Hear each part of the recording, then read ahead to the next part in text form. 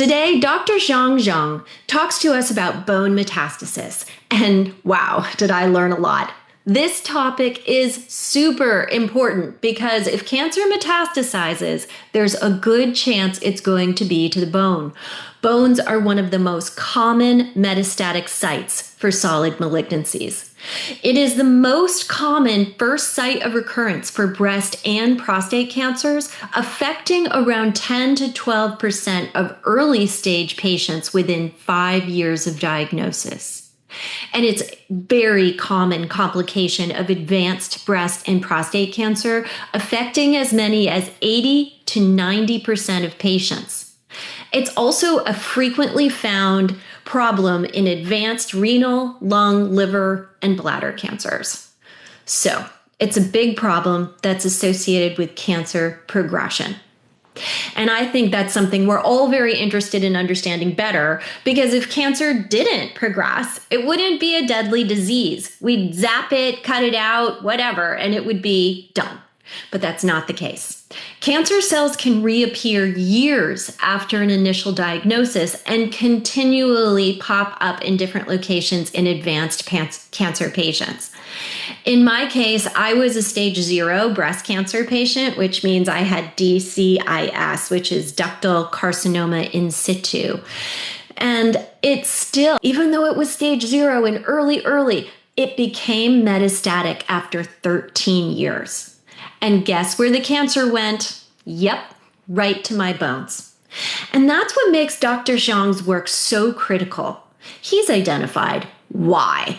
And Dr. Zhang's lab at Baylor University has discovered that in some people, damage to a bone can stimulate a cancer recurrence. That shocked me because I had never heard that before. The damaged bone can wake up sleeping cancer cells, also called dormant or latent cancer cells, activating a previously inactive cancer. So it could have been sleeping for years, but some bone trauma could wake that cancer cell up and then cause metastasis. This was mind-blowing to me. I'd never heard this before. So if you break a bone, have a knee or hip replacement, or even suffer from early stages of osteoporosis, there's an increased risk. Doesn't happen to all people, but there's an increased risk that these latent cancer cells will awaken and metastasize to the damaged bone. At the time of my metastasis in 2020, I was experiencing osteopenia. So that's like early stage osteoporosis. And I did have some significant bone loss in my spine and in my hips, which matches up exactly with Dr. Zhang's research findings. But I have to say, when I listened to his research presentation at the Metastatic Breast Cancer Research Conference, I was already metastatic. And my first reaction was, oh no, like maybe I shouldn't be skiing anymore. But before we go and bubble wrap ourselves, we need to stop and listen to what Dr. Zhang has to say, because he's here to talk to us about why bone metastasis occur, but also what you can do about it today to help lower your risk, and how he plans to revolutionize how bone metastasis is treated. Dr. Xiang Zhang is a brilliant scientist with a PhD from Columbia University and a postdoc from Memorial Sloan Kettering Cancer Center. Today, he is the William T. Butler Endowed Professor and Director of the Breast Center at Baylor College of Medicine. Dr. Xiang Zhang is with us today, and I am so grateful for your time. Thank you for coming. Thank you for having me. I want to jump right in and talk about some of your recent research papers, which announce a finding that is very new to me. It suggests that perhaps some trauma to bone may be associated with metastasis. Can you talk to us about your new news? Yes, thanks. So cancer cells, when they first arrive in the bone, they oftentimes are sleeping, but the damage to the bone that incur bone repair or regeneration, that's provide a chance for these cancer cells to wake up and outgrow and become over metastasis. So, if I'm understanding correctly, when you say kind of trauma to the bone, does that mean what kinds of trauma? If I bruise myself, am I in danger? Or are we talking big fractures and breaks? And does it connect with the impact? In other words, if you have a bigger break, is there more concern that you should have as a patient? Yes, it's seemingly so. I think our experimental data suggests the more severe the fracture is, the higher degree the bone generation is ongoing, and then there's more likely your chance of getting cancer cells outgrow is higher as well. Interesting. So I know that cancer patients have likelihood of having some degeneration in the bones.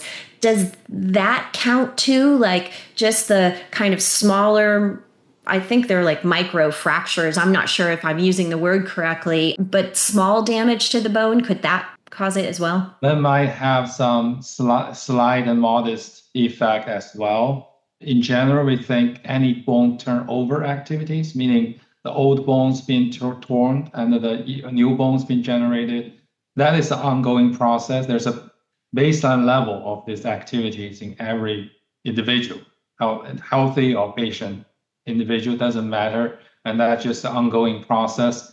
And that gives a very slight activities of stem cell activity that cancer cell can take advantage of. But obviously, the fractures will elevate this to a new level, and that is also taking advantage of cancer cells. So, my son is 19 years old, and he unfortunately overtrained and ended up with a pars defect, which was a fracture in his spine. And I mention that because he is 19, and I think the bone healing that he experienced was far better and faster than one that if I had it at, my age of now 58 years old. Does that play a role, age and your body's ability to recreate bone? We don't know that yet. Our data does not have age as a factor, but it's certainly the healing rate and how bone heals is correlated to the age. That's absolutely correct. So I think further study will be needed to elucidate that. And what if someone was to be thinking about elective surgery like a knee replacement or a hip replacement? And I say elective loosely because for some of those people, it's really necessary for their mobility and their lives, like quality of life. Does that cause a problem potentially as well? So our data does not specifically focus on that kind of situation, but if what we are hypothesizing is correct, I would predict anything like that will also have this modest increase of risk of having any latent cancer cells back. But that said, that should not offset the benefit that comes with those procedures, especially when that benefit is absolutely necessary for patient. Right. I like to talk to the listeners and share with them that, there are so many different choices you can make in your life to outperform cancer. Like, for example, doing exercise. They now feel very confident that you get a 30 to 50% risk reduction in cancer recurrence when you have regular exercise. So while we're talking about perhaps an elevated risk with bone fracture and things of that nature, I want to point out that there are other things that you can do to also minimize it. And if you're talking about a knee or hip replacement because you need the mobility, one risk factor might be 30% one way and the other 30% the other way. And so all of this is about making kind of a conscious choice to, for your best health and your best outcomes. But to me, awareness of the issues, awareness of the risk is important for making those decisions. Yeah, I absolutely agree. I think just as you mentioned, physical activity, exercise has already proven to be a very big risk reduction factor. So that definitely will, overcome a lot of the negative impact we just mentioned about bone turnover. So I agree with you 100%. I think patients should be aware of this modest increase of risk, but that should not prevent them from doing the necessary exercise and other beneficial activities. So, what are we talking about in terms of risk here? Do we have any statistics that we're thinking might be a specific risk factor? Yes, based on the recent epidemiology study, that data was based on over 84,000 patients. Among those, 16% of patients have fractures after diagnosis of breast cancer. And if you look at those patients, there is on average an 18% increased risk of developing bone metastasis afterwards, after the fracture. So basically, this is statistically significant, although it also give a rough idea about how much increase we are talking about. It's 18% of developing bone metastasis. So 84,000, that's a very big sample size. Most research doesn't have the luxury of having a sample size that big. So that's pretty nice that they were able to do that. And so the 18% is statistically significant. So we feel pretty confident that that's in the right ballpark. Yeah. So, Dr. Zhang, how quickly might we see metastasis if a bone fracture occurs? Based on our experience, the recurrence of breast cancer patients, there's a 2 peaks after surgery. There's a 3-year peak after surgery. That suggests that was the immediate takeoff of any residual cancer cells to the level of the clinical symptomatic level. And there's a later peak, which suggests cancer cells that live longer, latent for a longer period of time, and then take off later.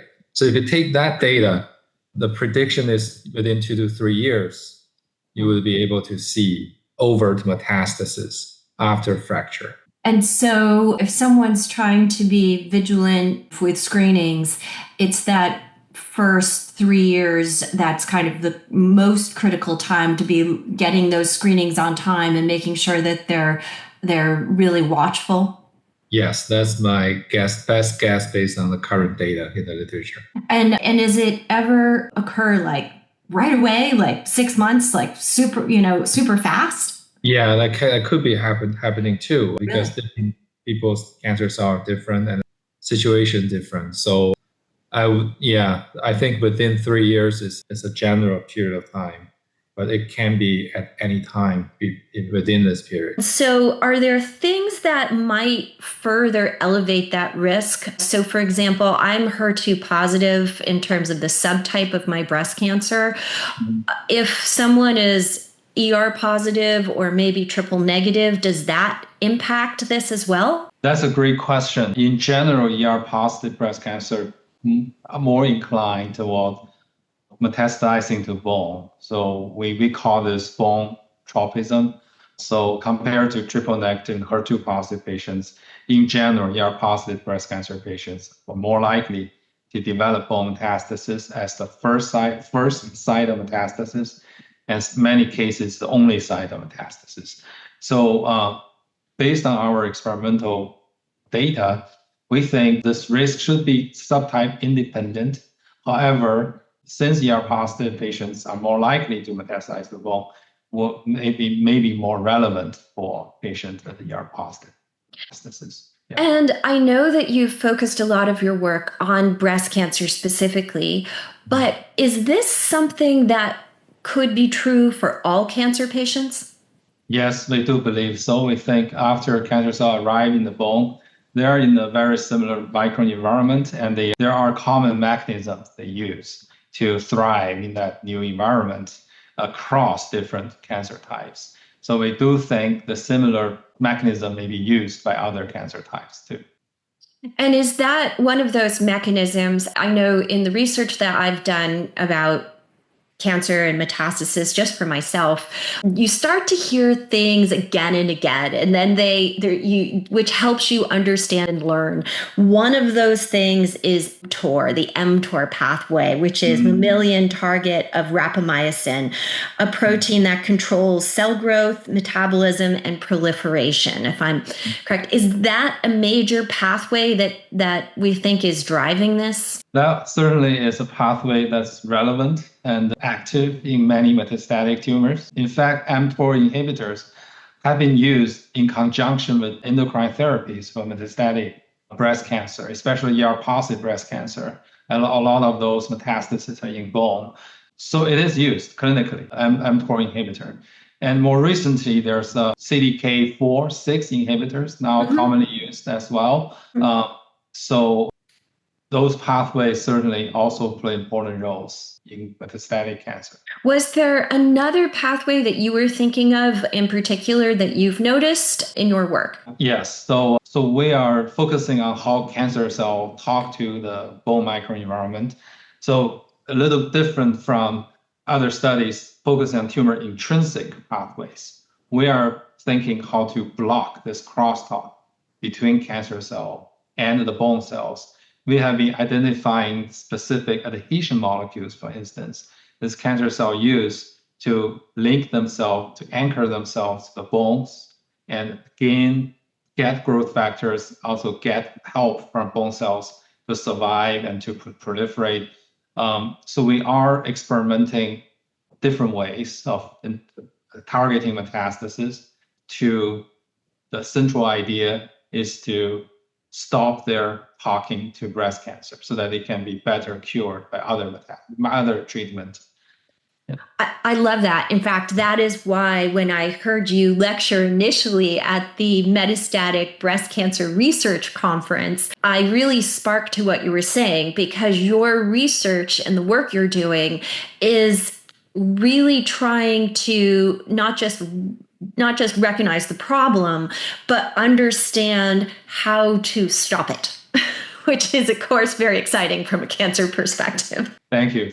Yes. We are trying to find complementary approach to the current standard of care so that we can provide more options to patients.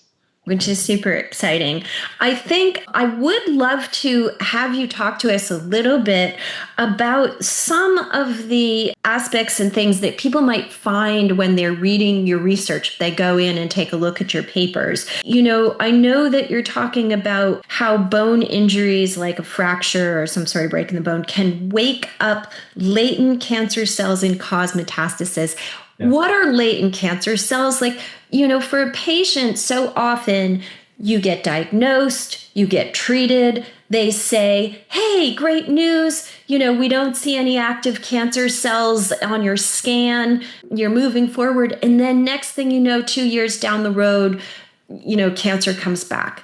Can you give us a little information from your research on what do they mean by latent cancer cells? Yeah. That's a great question. I think that's one of the most urgent, imperative questions that we need to answer.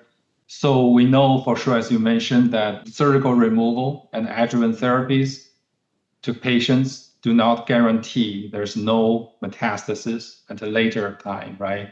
And that later time can be variable, can range from 2 years to maybe 20 years. During that period of time, although all the clinical tests will give you negative results, but when cancer does come back, all these clinical tests didn't do a great job. They failed to detect the latent cancer. So by latent, what we mean is asymptomatic, not detectable, and they are hidden somewhere. They're hiding themselves somewhere in the body.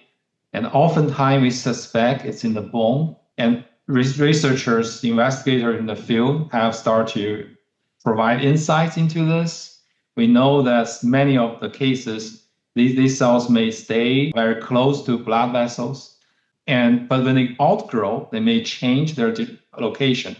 And that switch, that alteration of their neighborhood is oftentimes associated with the dynamics of bone tissue.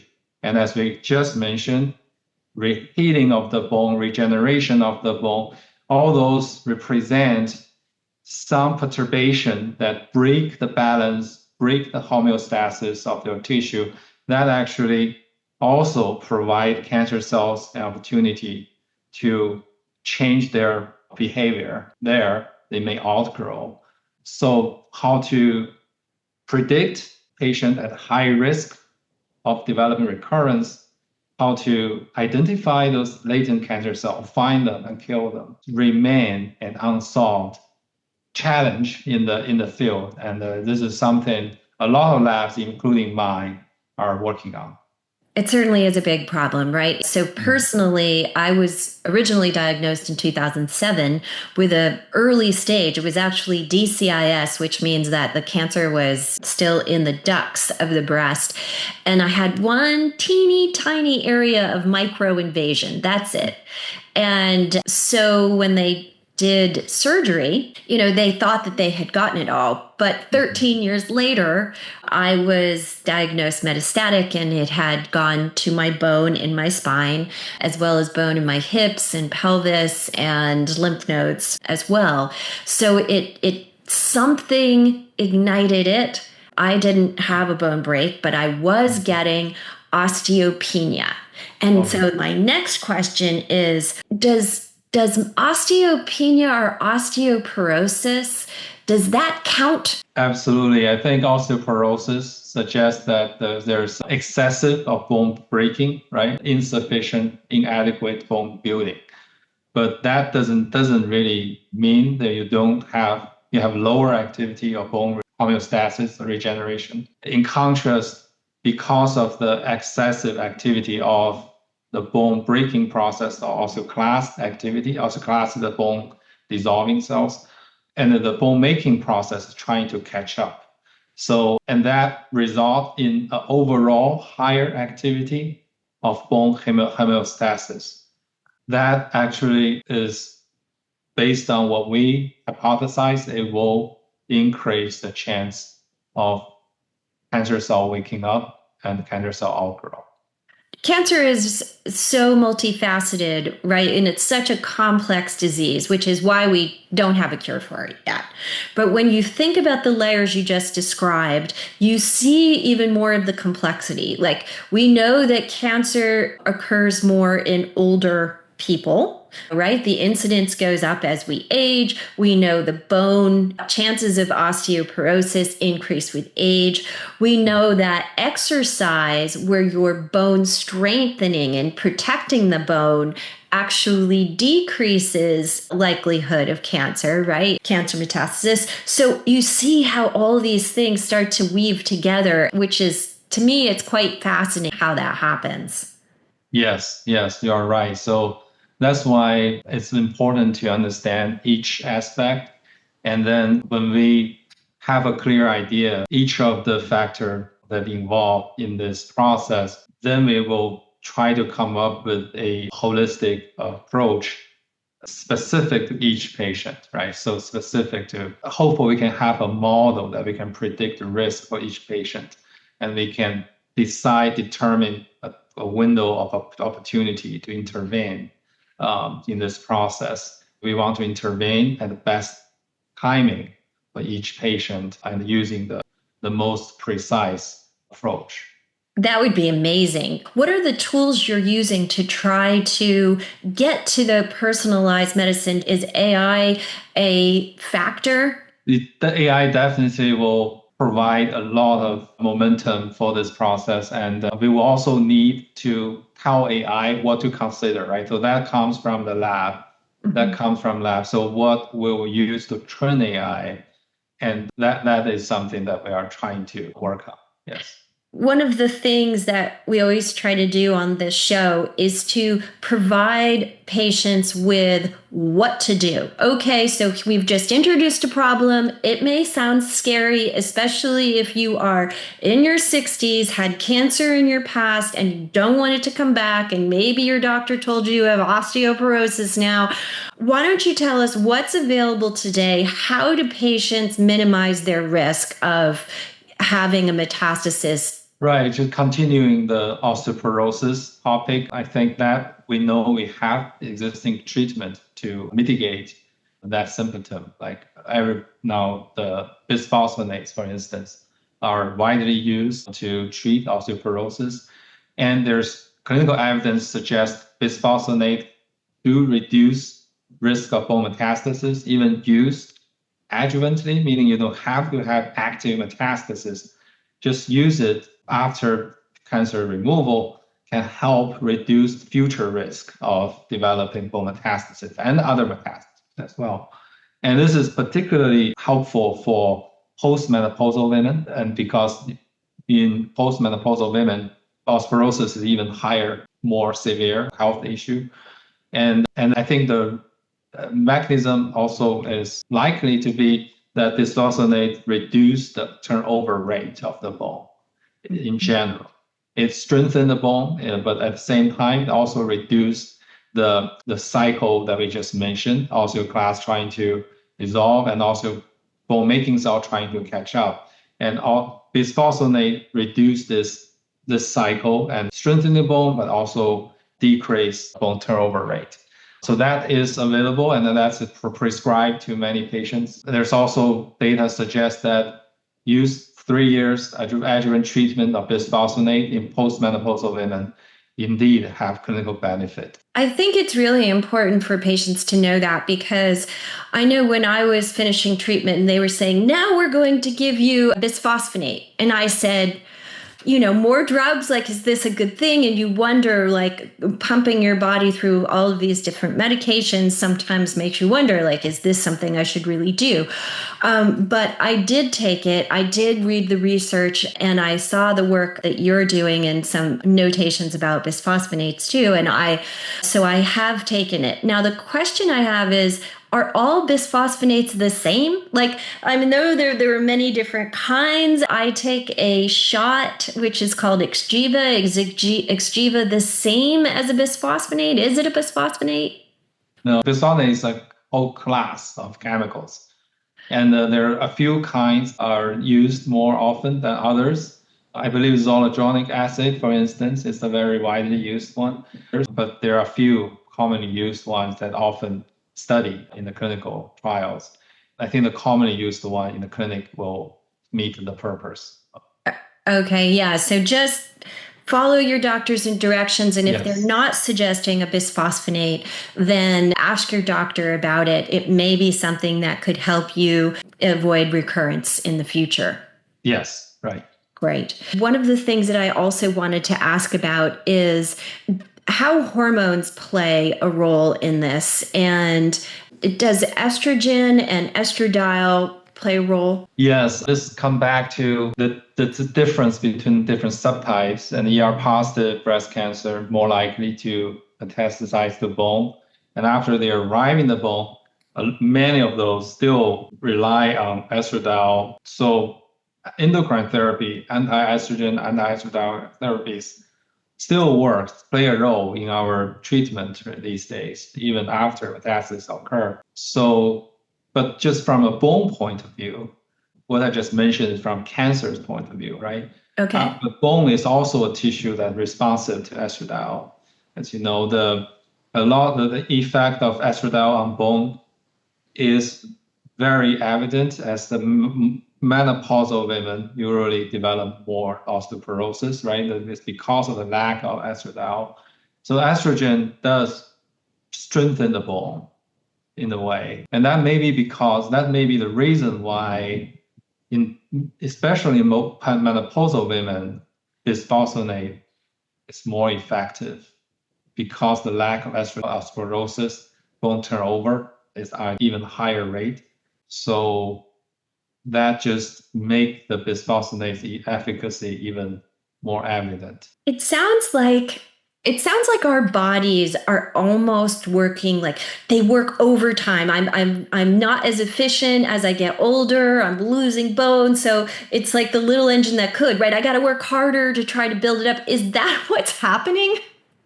It's the first you lose bone, and the bone sense it, and the bone try to compensate, try to catch up but some reason because of this physiological change, they cannot quite catch up. So the net effect is still losing bone, but both the losing part and the building part are increasing, are accelerating, but just the one always surpass the other. So it is. It's kind of like, I'm working harder and harder to keep bone, but I can't quite keep up. Do it, right. And it's through that high turnover rate that we're finding that's where a lot of the problems start. Exactly. That's really interesting. So what about, does collagen play a role in this? I know a lot of women my age who want to take collagen supplements. A lot of women are taking calcium supplements. Can you tell us, does collagen play a role? And then what do you think about supplements? Certainly collagen and calcium are playing roles in how cancer cells metastasize, colonize the bone. But on the other hand, healthy tissue also need them, right? So we don't know, at least to my knowledge, we don't have any data suggest how this will differentially influence healthy tissue or cancer cell. So whether or not by reducing or increasing them, we can tilt the balance. So I think further study will be needed to study that specifically. But again, if these things are prescribed by your doctor, are advised to, I think for the health, general health, I think the patient are not recommended to change just because of the worry that they may benefit metastasis of cancer cells. Right. So stick to what your doctor's telling you. I'll pay people out there. Stick to what your doctor's telling you. Just know that there's more research that needs to be done to better study and understand things like collagen and calcium and the roles that they play.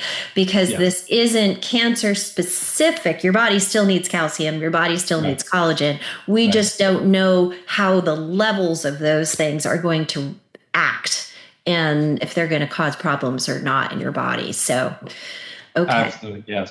That's right.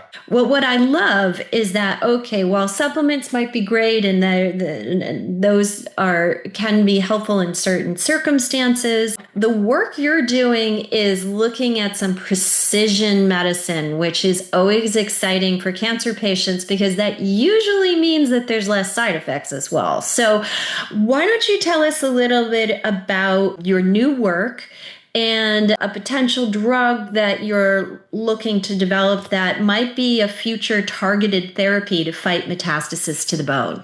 Thanks for that question. And yes, my lab and my collaborator lab have been working together to enhance the specificity of drugs to go to bone, to home to bone, just like cancer cell like to go to bone. We would love our drugs also home to bone, preferentially, to overcome the bioavailability issue. Usually drugs difficult to penetrate bone. But we have come up with a new idea, modify chemically our drugs so that they can home to bone more readily, so they can achieve a higher concentration in the bone. It can also spare other parts of the body for any kind of side effects. So we have been working on that. Particularly for that. So since I just mentioned, what we love to do is to block the crosstalk between cancer cells and the bone cells.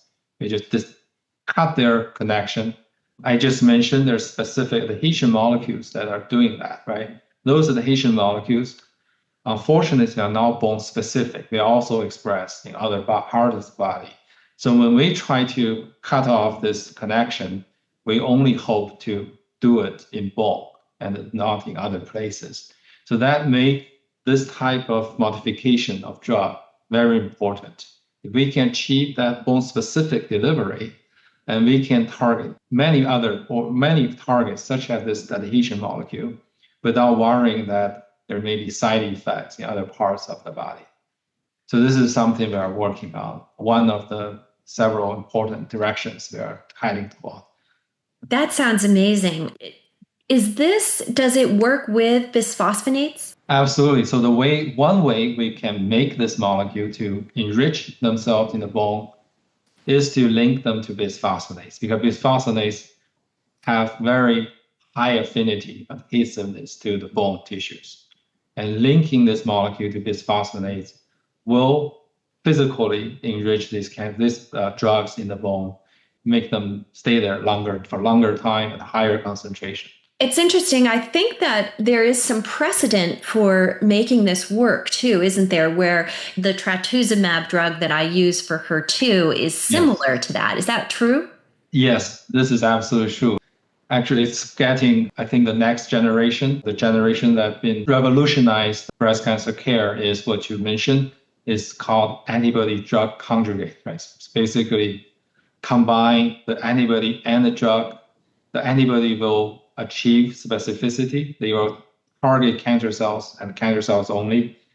And the drug will kill cancer cells by getting into cancer cells and induce them to die. So this is a similar idea in addition to this molecule that target cancer cells and kill cancer cells. Now we can further modify the drug so that they can only go to bone. They can go to bone in more readily so that we can also have this tissue organ specificity. That's truly amazing. I can't help but think of it like the Trojan horse, going in and it's like it gets to the cancer cell and then, look, there's a cancer drug that's going to kill the cell hidden behind it. So bone metastasis is incredibly complex. And there are many different kinds of metastasis. Currently, treatments don't recognize bone metastasis as different, if I understand it correctly. If they are different, how would they ideally be treated? How does that work? You raised a very important question. I think in the clinic, we tell patients about their metastasis, bone metastasis. And usually that's based on imaging, right? Based on imaging, sometimes biopsy as well.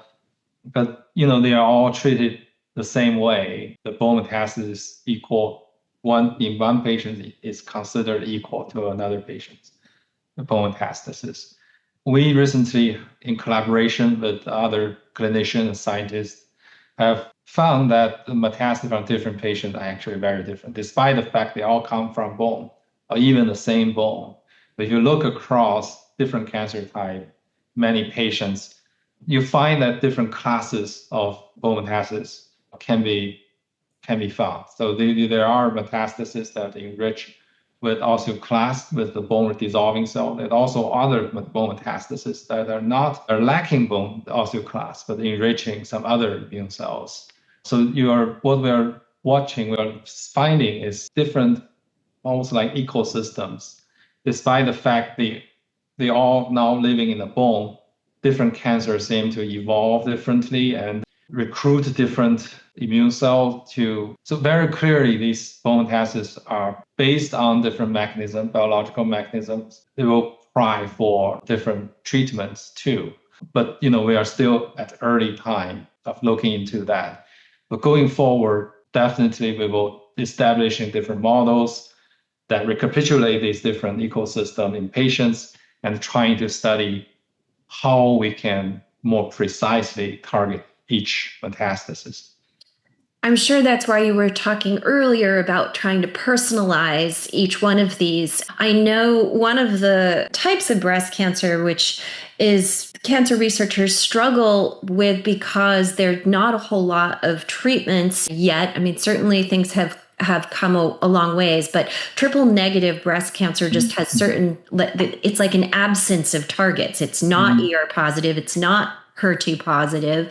It's not even progesterone positive. So it's less targets. But I believe I read something or we discussed that triple negative breast cancer even itself has different types of or can metastasize to bone in different ways. Is that true? That's very true. So even for triple negative breast cancer, we know that, as you mentioned, new therapies are coming along. I mean, immunotherapy, for instance, in combination with chemotherapy, now have been used to treat advanced triple negative breast cancer. And there's a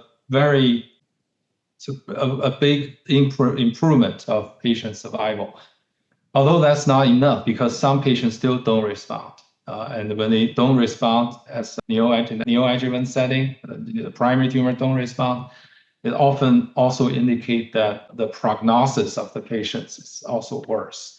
So clearly, even for triple negative breast cancers, if we just thinking about how they respond to immunotherapies, and later, you will see different heterogeneity of different response and later prognosis, meaning metastasis. So this is another thing that we are trying to study in the lab. What we found is, just by looking at those patients' blood, asking, what can you find in those patients' blood that may indicate this patient response to immunotherapy? You can put different patients into 3 categories. There's one category that look just like normal, healthy individuals. Those patients tend to have very good response to immunotherapies. But the other 2 classes of patients seem to have different types of abnormalities in their immune cell content in the blood. By that, I'm not saying the simple blood count every patient will have during their visit to the clinic. I'm talking about some rare immune cells that clearly is rare in normal individuals, but they seem to be elevated to abnormally high degree in some patients' blood. We in our lab, we dig into this phenomenon. We found that the reason behind this different abnormal immune cell in the blood is because the crosstalk between cancer cell and the bone marrow, even before metastasis happen, even before cancer cell can go to the bone, before that happened, there's already crosstalk through the blood circulation. The bone marrow already sensed the existence of cancer and begin to change its function, its activity, its blood-making function. And we know most immune cells are made in the bone marrow. So bone marrow sensed the existence of breast cancer. They somehow skewed their normal activities, and that reflect the host response to the tumor. And unfortunately, some of the responses are not helping our immune response, our immune attack to the tumors. Therefore, those patients do not respond well to immunotherapies. Fascinating. But luckily, we now know what to look. We are trying to develop diagnostic assays, try to kind of predict the therapy response for patients beforehand, right, before they even receive the treatment, so we can be more precisely decide, what treatment to use, and if the current treatment is not enough, what can we add to that to improve the therapeutic response.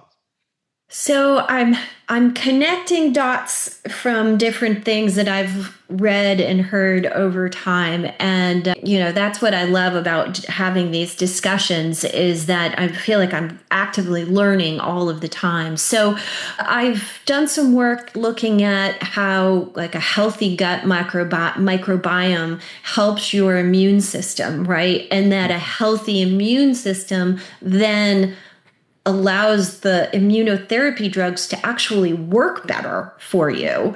And so I think there was some work from MD Anderson in that space on certain types of cancer that demonstrated that a healthy immune system did benefit patients that were on immunotherapies. So when we think about the bone and we think about metastasis to the bone, and we're talking about building bone and osteoporosis and osteopenia, I don't really think about the immune system, but yet you've talked about it now a few times. So do we know exactly how the immune system is factoring into this? Does the immune system have anything to do with the turnover rate of the bone, for example? Yeah. Yes, this is a multifaceted question, as you point out. The immune system is increasingly recognized as something important for many things, including the bone turnover, including how our host trying to fight against tumors. So maybe I can divide this into two parts. Yes. The first part, immune system has, to my knowledge, has been constantly trying to fight against cancer. We didn't know that until 10 years ago when checkpoint blockade therapies are used, become widely used. It's just saying that our immune system never give up. They always try their best to kill cancer cell, but cancer cell, on the other hand, also develop this ability to dampen the immune response. In many cases, weaken immune cells.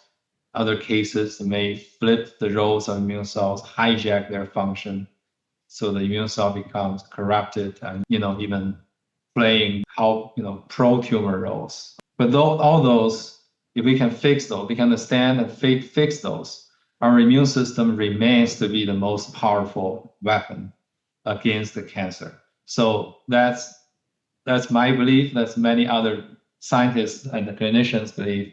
And that's why we have been constantly trying to understand how cancers modulate immune response and how immune system can be helped, can be fixed to continue the fight against tumor. I do think if there's anything that can match tumors' evolvability, it's immune system. Because our immune system are created to deal with a very complicated world, right? A lot of different pathogens.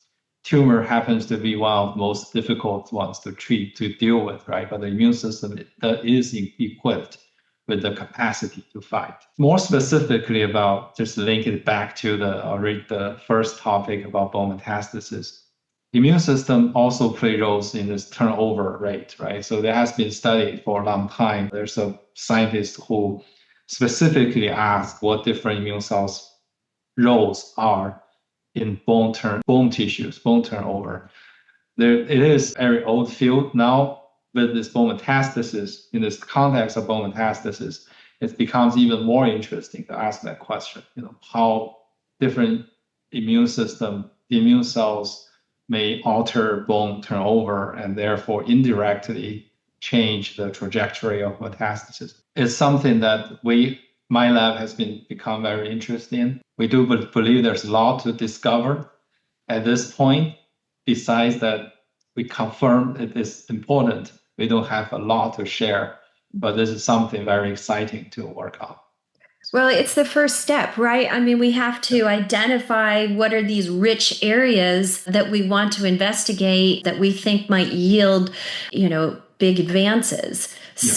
So that's fascinating. And once again, we're just reminded, it's funny that, we get so smart about things, but it comes back to some of the things that we heard when we were kids and from our grandmothers and, Yes. right, about taking care of ourselves and, overall health and how we can help ourselves by just having a strong immune system. So, eating healthy, 30 different fruits and vegetables a week and getting our sleep and getting exercise to build bone and even as a secondarily, Yeah. getting screenings so that we can catch anything early on. Yeah.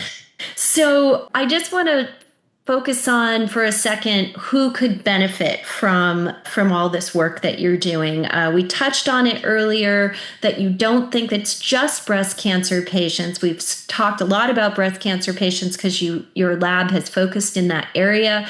But if you'd expand upon it a little bit, if someone out there has, colon cancer or liver cancer or pancreatic cancer, do we think they could benefit from any of this work as well? Right, we do think so. We think breast is just the one example, but since we have established model to study breast cancer bone metastasis, we learn a lot from breast cancer, but a lot of that knowledge can be applicable to other cancer types. Simple example is bisphosphonates are used to treat bone metastasis from multiple cancer types, not just breast, right? Although the pioneering work is mostly done in breast cancer models. So there are common features of this metastasis living in the bone. Interesting. And what about, some patients might be like, well, I'm just a stage 2 breast cancer. Should I be, worried about metastasis to the bone versus a metastatic patient that might be having some time where they are cancer-free, no active cancer in their bone? Are those two groups both able to benefit, a stage 2 person with no metastasis to bone and someone who has metastasis to the bone where that metastasis is no longer active?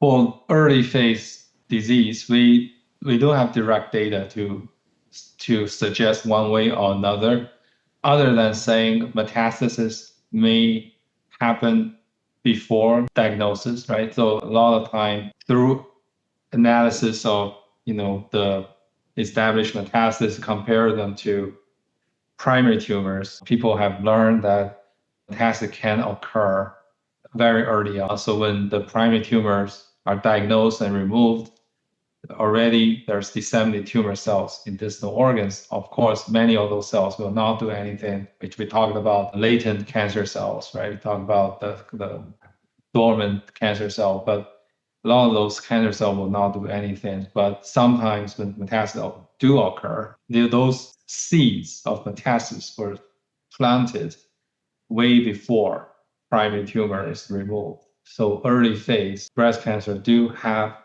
may already have seeded metastasis to other organs. So how do we prevent that? I think neoadjuvant therapies, right, is one way to eliminate those cells. And we are doing that now in the clinic.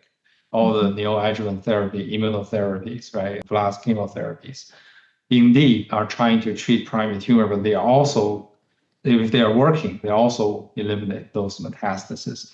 So what we learned today from the cancer cell in other organs will ultimately also benefit early phase patients, but our current therapies already is trying to help them. So you're saying that if someone, for example, had surgery to remove a cancer and that they think, well, the cancer is removed, why should I have to have any more chemotherapy or do any other therapy? What you're saying is neoadjuvant. Before surgery, right? Neoadjuvant is before surgery, adjuvant is after, right? After. Okay. So early drugs and immunotherapies that would systemically be able to identify cancer cells and catch perhaps some of these latent cells that are in places we don't want to have them. Right. So understand how those drugs work, why some patients respond, some patients do not respond. Oftentimes also indicate of whether the already disseminated tumor cells will respond or not. Okay.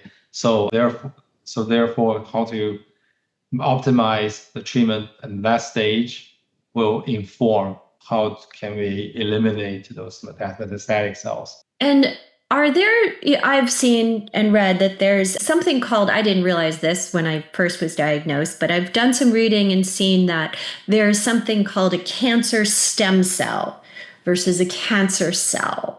And are a lot of these latent cells cancer stem cells, or are they both? How does that factor? There are data in the field suggest that latent cancer cells tend to be cancer stem cell, which is not completely surprising because if you can survive so long, it got to be something that special, right? So those stem cells also comes with this viability and the ability to regenerate the population.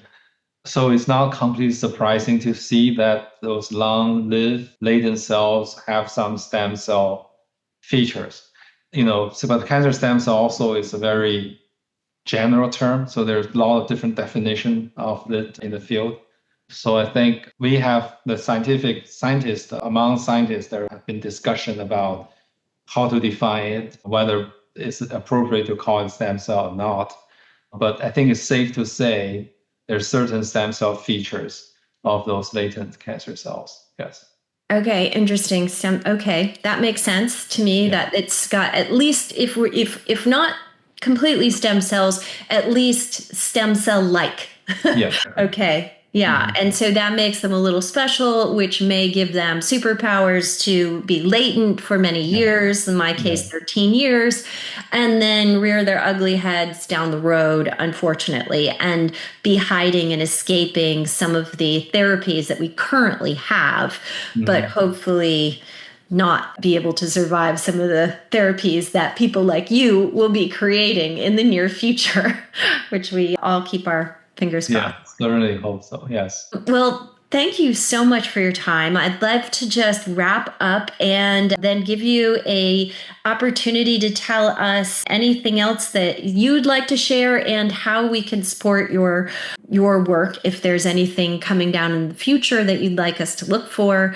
I think we've learned so much from you today. We've learned that bone fractures and breaks can create an increased risk for cancer patients, and that increased risk can be mitigated by bisphosphonates and also screening to make sure that if we do have a problem, we catch it early on. We also know that exercise can play a role in continuing to help our bones stay healthy and strong so that we have less of what we're knowing the problem is, which is this bone turnover rate, this high bone turnover rate. So we have a new risk, but we also have some tools in our toolbox to fight it right now. And you're creating some new work that's coming down the pike that we're looking forward to that may target those cancer cells that are in the bone very directly, like an immunotherapy. So it would be a wonderful treatment for cancer patients because they'll have less systemic effect and negative effects on our health and quality of life. So there's a lot to look forward to in the future. Is there anything that we can do or look for in your work that's coming soon that we should know about? So certainly, I really appreciate this opportunity to share a lot of our work. I think going forward, the number one, the first priority for us is to translate what we are doing in the lab to the clinic, right? So to do that, we certainly need, as we are doing now, to collaborate with a lot of parties, including the most important patient advocates, support from them. Also, we are seeking support from pharmaceutical companies, from other funding agencies, and trying to be able to do clinical trials, especially early phase clinical trial, so that we can really apply what we learned in the lab to the clinic, to the reality, to actually help patients. So that is something they are very diligently working on, and we hope to have some update for you in the coming year. And of course, your support will be very much appreciated. Excellent, excellent. So when you're there and you're ready to start your first clinical trial, we'll look forward to talking to you again and letting cancer patients know what's out there for them. We really appreciate all of the work that you do. Without people like you, I certainly wouldn't be alive, and I know many others. So we're super grateful for the dedication that you've put in your life. Thank you so much for today, and thank you for your work. Thank you. I appreciate the support from patients, and thank you again for having me today. And now, an important announcement. All the information that was provided today was for educational purposes only. I'm a patient, just like you. I am not a licensed or accredited physician, therapist, or clinical researcher. All information provided is not intended as a substitute for the advice of a physician, therapist, nutritionist, or any other qualified healthcare professional.